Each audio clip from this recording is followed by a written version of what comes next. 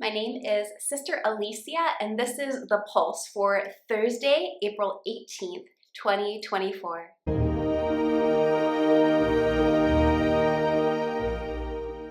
Over the last several weekdays, we've been hearing from the Bread of Life discourse in John chapter 6, which is a foundational gospel passage for the church's doctrine of the real presence of Jesus in the Eucharist. And remarkably, really, it's the work of the Holy Spirit. The Sundays following the National Eucharistic Congress this summer, we will be hearing from the Bread of Life discourse.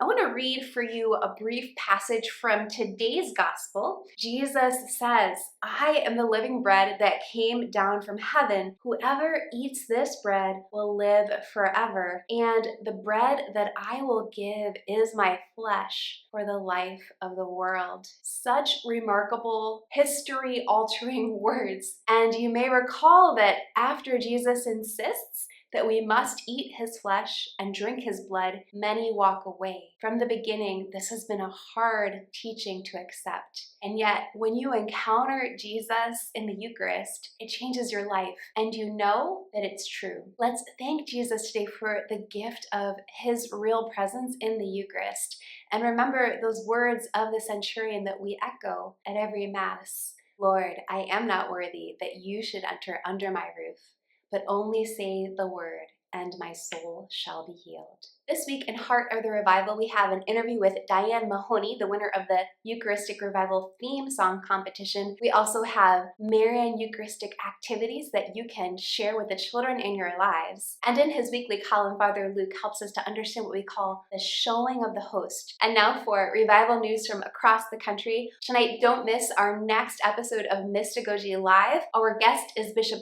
Gregory Gordon from the Archdiocese of Las Vegas, and we'll be diving deeper into the epiclesis. Also, a shout out to Bishop John Iffert, his chancellery staff, and religious communities in the Diocese of Covington, Kentucky, who participated in a day of service on Saturday, April 10th. The day began with Mass, and the goal was to teach and to model what it means to live a Eucharistic life. The beautiful music behind me is a recording that's part of the choral album project of a group of students from the University of Mary in Bismarck, North Dakota. The 28-member choir called Capella has been traveling around the world to sites of Eucharistic miracles, recording sacred music. This project was an idea of Monsignor James Shea, the president of UMary, which he began to plan 3 years ago, and will culminate in a choral album with many songs recorded at sites of Eucharistic miracles. In addition to their performances, members of the choir commit to singing at Sunday Masses and Solemn Vespers on campus each week.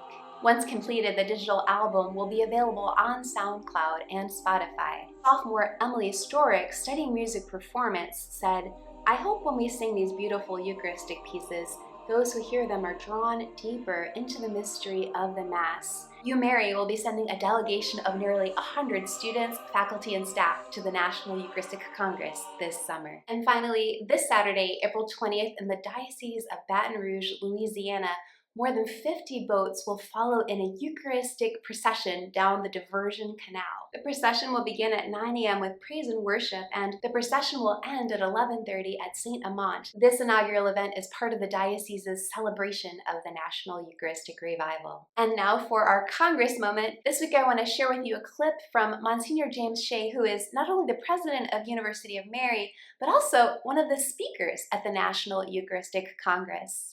We never know what God's going to do because he's not controlled by human beings. Instead, God is deeply providential, always looking over human affairs, taking stock of our lives and providing for us in every way. I'm convinced that God is providing for his church in this country, in this crucial moment by this Eucharistic revival. And so we should buckle our seatbelts. We really don't know what he's up to in the midst of this, but we know that it's something profound, and that each of us has a part to play. And I just want to encourage anybody to be deeply involved in it. Get involved in any way that you can, and deepen your own prayer and your devotion to Jesus and the Blessed Sacrament. I'll be doing it too, and I won't be the only one.